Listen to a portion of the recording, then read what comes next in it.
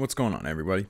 Sauce Auxiliary here, and we are back revisiting the Pittsburgh Modular Lifeforms SV-1.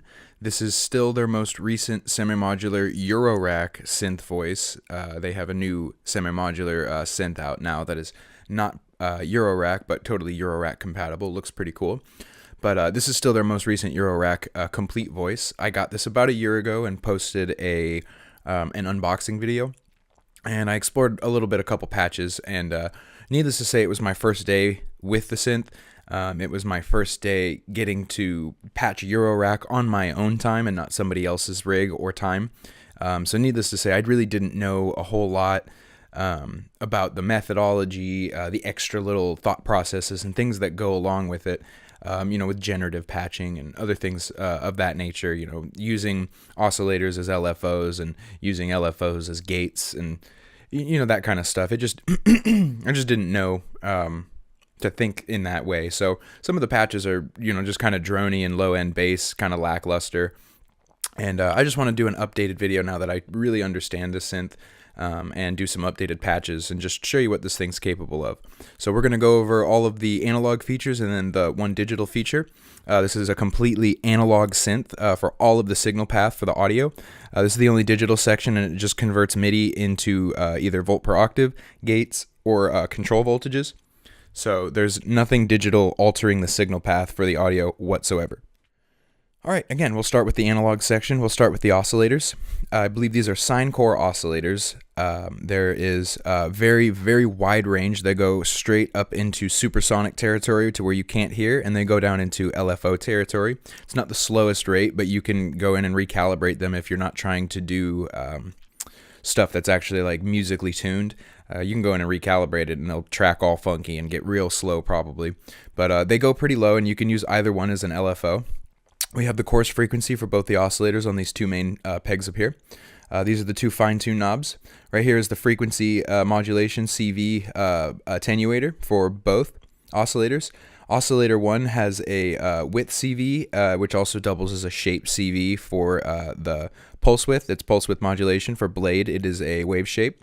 This is a variable shape kind of wave, custom wave from Pittsburgh here. It's actually sounds really nice. This width CV is normalized to this LFO, as is this frequency modulation on LFO oscillator 2. These are both normalized to this LFO down here. There's a CV mod input, frequency mod input, volt per octave input. We have a sync input, so you can sync this oscillator to other oscillators. It's not a traditional sync that you would think of on, maybe some other, like a polysynth or another monosynth or something like that. It just syncs the beginning of the waves together and really gives you a lot of different timbral options when you're doing FM or having the two oscillators tuned way apart from each other. If they're tuned multiple octaves apart, you'll get some weird fluttering going on. It's actually pretty cool when you're trying to get different sounds. I'm kind of getting bored of the traditional sounds, so it's nice to kind of have a little bit of weirdness where you're not 100% sure what's going to go on, but it's not going to be what you expect. So again, we have our sync input, a blade wave, pulse wave, sine wave, very excellent sine wave, triangle, and a saw. Oscillator 2, we have a volt per octave in, frequency mod in, square, no pulse width modulation, sine wave, triangle, saw. Down here we have a free-flying LFO with a triangle or a square wave output. Again, this has some normalized path. Over here we have a 2x4 mixer, and what this allows you to do is either take this as two individual channels, and then this is two individual channels, or run all four as one of 4-channel mixer. It's DC coupled, so you can do CV and audio attenuating in there. Over here we have the tool section. Down here we have a -1 subdivision of oscillator 1, -2 subdivision of oscillator 1. We have a noise output, a normaled noise. This is the sample input, and this is normaled to the noise here. The hold for your gate time, which is normaled to the MIDI gate coming in. The MIDI clock, sorry, not the gate. And then the sample and hold out. And all of this is normalized, so you don't actually even have to patch any of this. If you just want the sample and hold, you just patch it out to whatever destination you'd like it to go to. Next, we have the state variable model of the binary filter, I believe. We have cutoff, frequency CV attenuator, and resonance. frequency CV input. We have a high pass output, low pass, band pass, and the mixer input is normalized from this mixer, but this is the filter input here. What this filter allows, it's a state variable, so it allows for infinite resonance, and you don't have to worry about the filter self-oscillating. I have a Moog ladder filter that runs after my eurorack chain, so that's self-resonant. I have a Prophet from Dave Smith, that gets self-resonant. I have a Waldorf Blofeld, which gets self-resonant, a 303, well, TB03, sorry, a Microkorg, and an MS-20. So I have plenty of filters that will self-oscillate and get really squelchy and ugly, and I just wanted something that was going to be a little more aggressive but tamed in the resonance department. So next we have just a basic ADSR 4-stage attack, decay, sustain, release. We have our in, which is normalized again to the gate from the MIDI. And then this is just the out if you need to patch it to another destination. The VCA, these are all normalized together. The envelope is normalized to the frequency CV and the CV level on this VCA here. We have 2 passive mults, which will do audio or CV. And we have a main output, this is where normalized to the VCA, but this is just you can plug an output from some other VCA into here. We have a headphone out and then a main line level balanced out, which you can run unbalanced cables into if you know your balanced, unbalanced rules. All right, we're going to go over the digital section now. Over here, this is your main, kind of the brain for the synth, your main control center. Over here, we have a mode button, selects when you're not in the edit menu. When you hold down the edit button, it will flash up and give you kind of a little cryptic blinking light pattern, and it tells you what menu set you're in.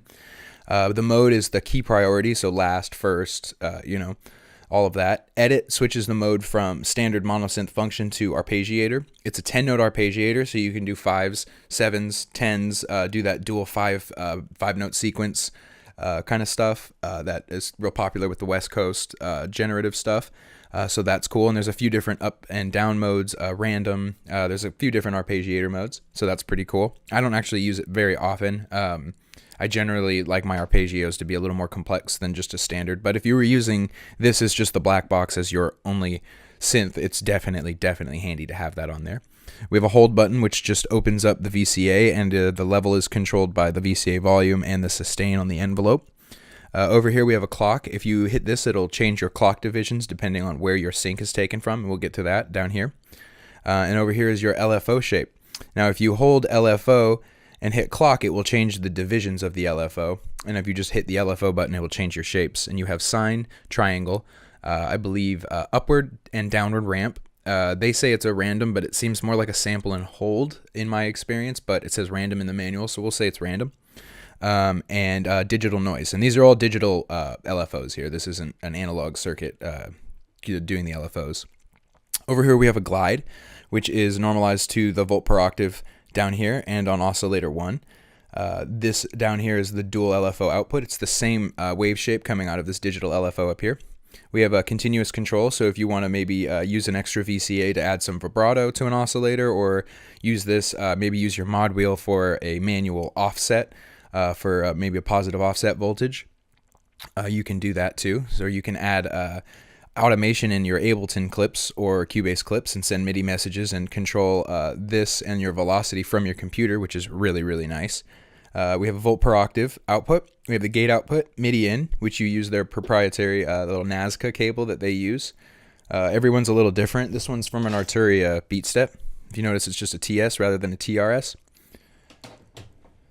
So you plug that in there, and then this is how you get your MIDI information. This is a clock in and out, and what that allows you to do is go into the edit menu and choose your clock source. You can either use the internal clock inside the Lifeforms, or the SV-1, sorry, or you can use a MIDI clock, which generally I use. I have an output coming from an Expert Sleeper's Usamo, just to keep everything super tight, because the analog stuff is not quite as concise as the digital, but the digital stuff doesn't really output MIDI sync very well either. For some reason, it's all digital. I don't know why it wouldn't sync that great, but with Usamo it works perfectly. I have no issues with any type of MIDI lag.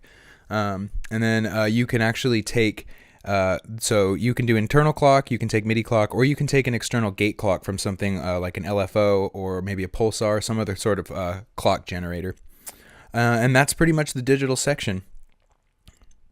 All right, so now we're going to go over just a couple little things. We're going to call it wishes. I don't want to call it criticisms. I don't want to criticize the synthesizer.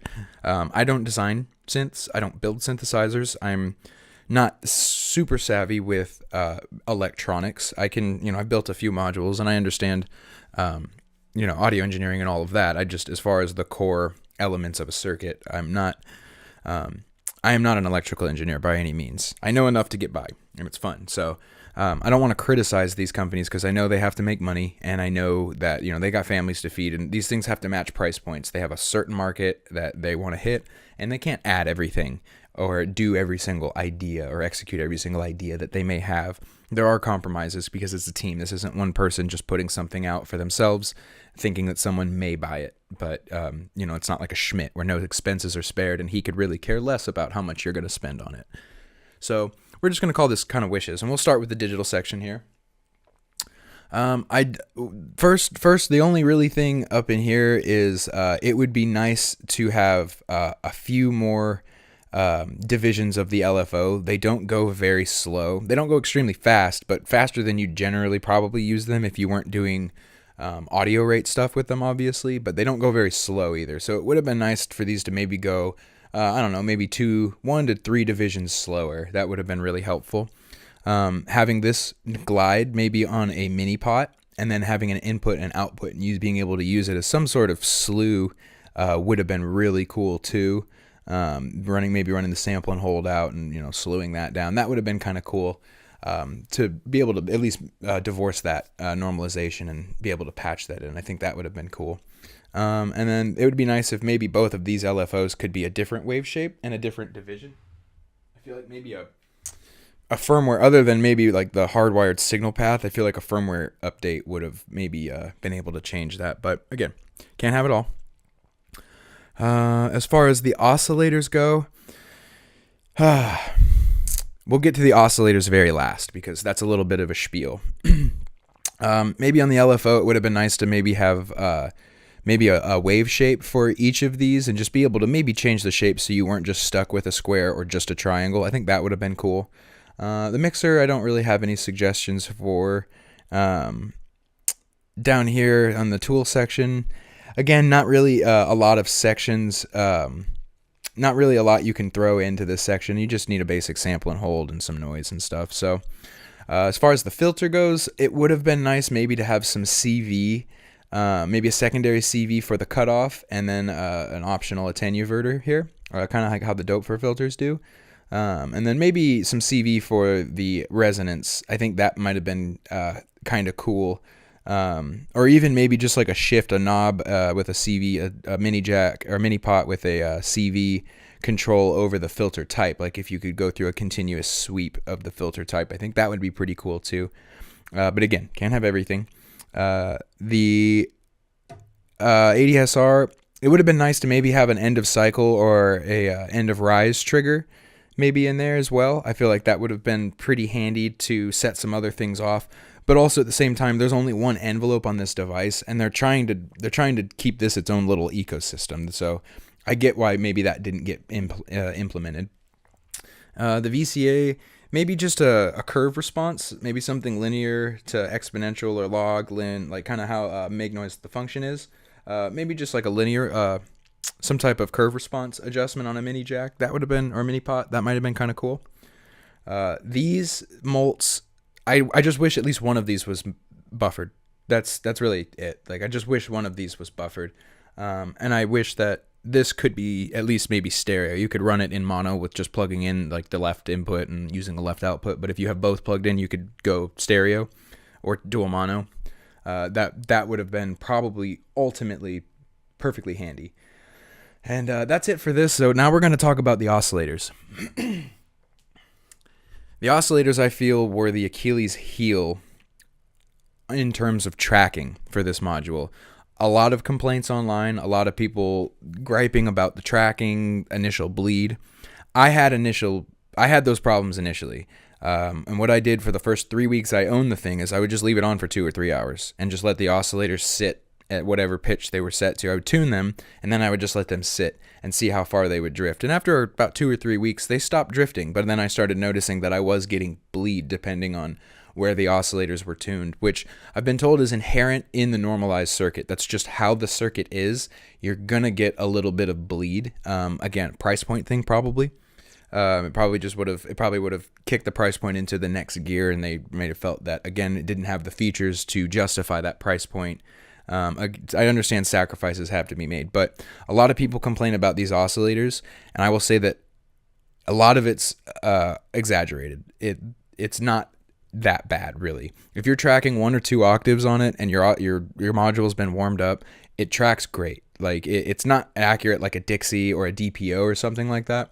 But it's very, very analog. The waveforms are very deep and rich and dry, if that makes sense. They're very dark. It's not a very bright, it's a very consistent, dry, hand-hammered cymbal ride tone. I can't even, put it into words. I'll let you hear it in the patch, but I have this synth littered all over just about every single track I've done in the last year since I've had this thing.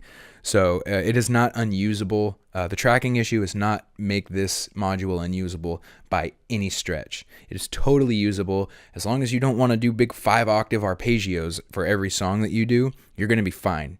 I use this primarily for bass and like kind of backing melodies, maybe more tenor and low mid-range stuff. I don't necessarily use this for the higher melodies. I might use a different synth for that.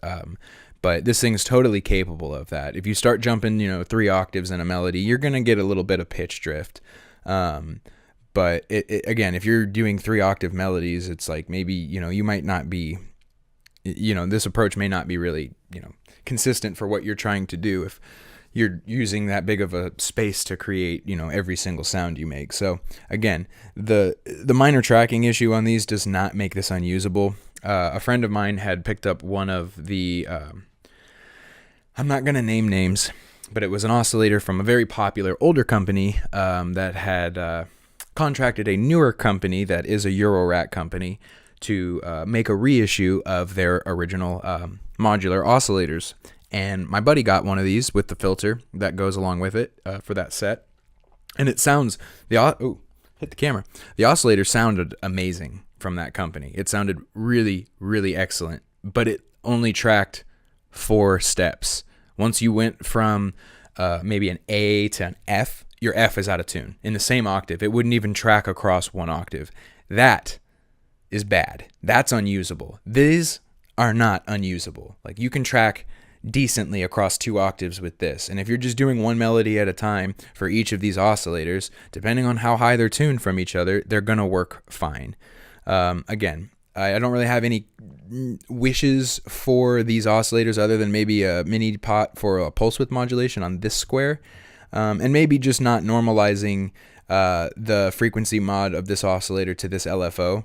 I think that probably would have, maybe saved a little patch and been able to give you space, save a little space and in the circuit and give you room to maybe do a pulse width mod on here. But again, you can't have everything. I understand that price points need to be met. So all in all, I would give this synth an 8 out of 10. Again, just a few features I think would have put this thing into the instant classic realm. This is a synth I will always have. Heaven forbid something happens and I have to get rid of all of my stuff.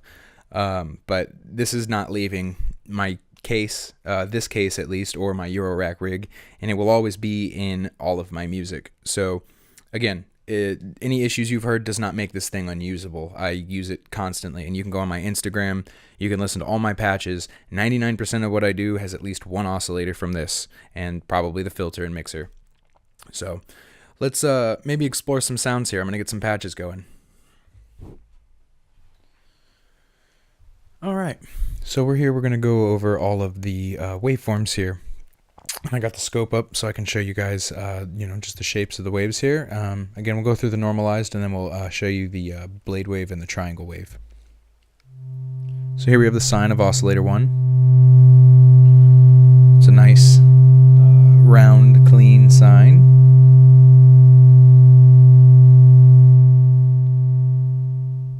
And this is just a C, middle C. This is our saw. The saw wave there. And then here we have our pulse wave. Oops, wrong one.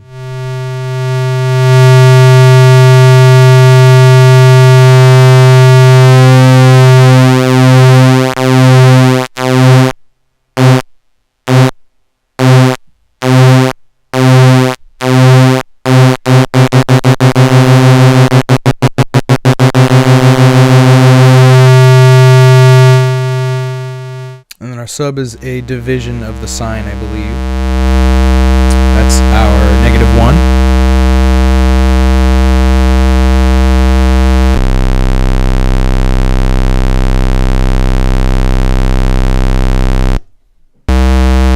Very nice. Now we have a triangle wave here.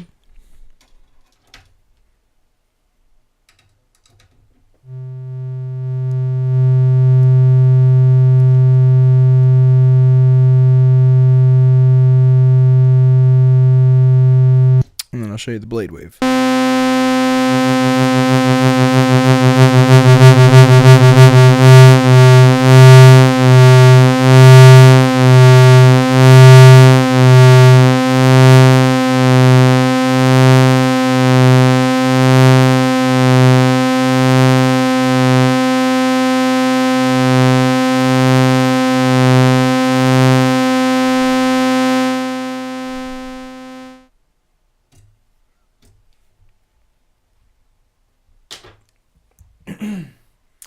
All right, now I'll take you. Now we're just gonna explore the filter a little bit. I'm gonna take you through some basic waveforms, and I'll keep the scope up so you can just see how the filter's working. And again, it's just a droning note, just a middle C.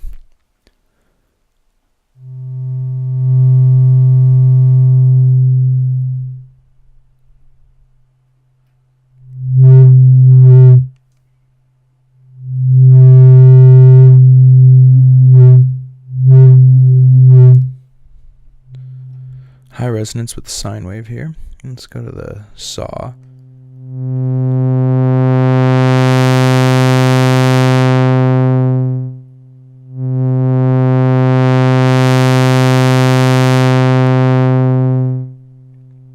It's nice.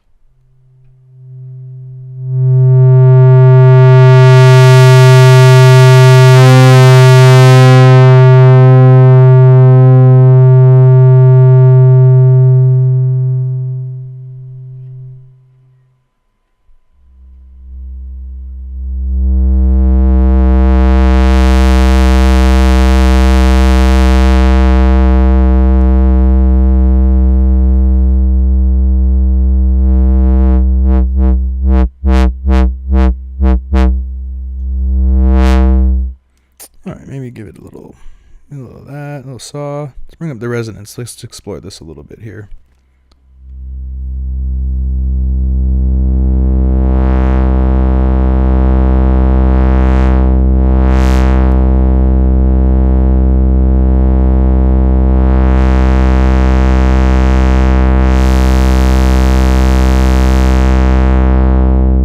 We'll just do some sweeps here and go through the resonance.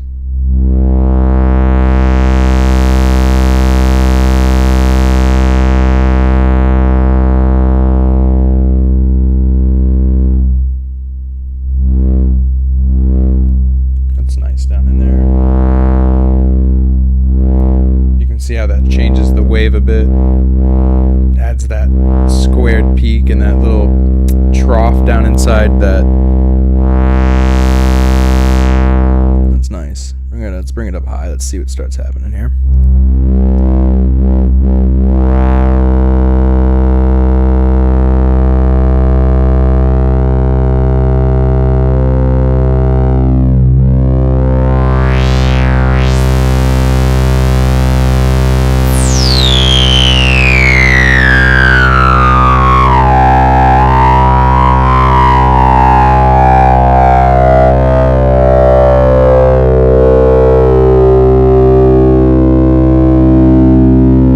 Comes down like a laddered filter a little bit.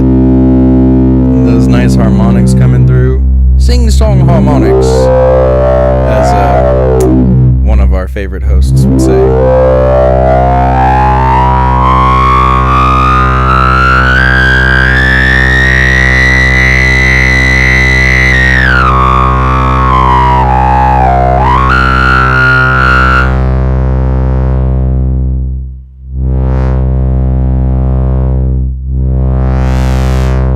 Yeah, that's the filter there. So let's get into some patching.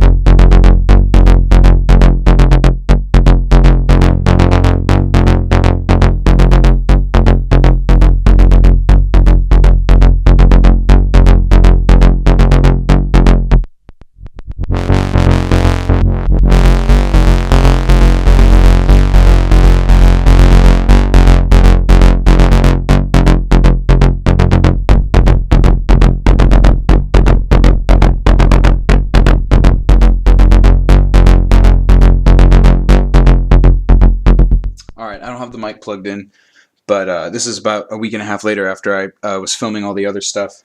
And I just wanted to get one more patch in, a generative patch using other modules, just to show you how the SV-1 can work with other modules. So I have it patched up. I have the two oscillators pretty much just tuned to the same C. It's just a C3 droning. And then I have oscillator 2 just getting a little bit of a ramp, quite a bit of a long ramp actually from function. It's just a little bit up on the FM here, and it's just detuning the oscillator slightly, really slowly, so you get some like fluttering. And I have the sub from oscillator 1 running through a sem filter. I'm filtering that and then folding it, and it's been pretty fun. I've just been messing around with it, so I just wanted to get a generative patch going just to give you another example of how this can work in your entire system, and not just as just a synth by itself, which it is excellent, but at the same time, you know, you want to use other modules with it to really get your full use out of it. Make sure, okay, we're good. So yeah, I just have some generative stuff going. If you want information on the patch, I'll try to break it down, but I just want to show you this last patch.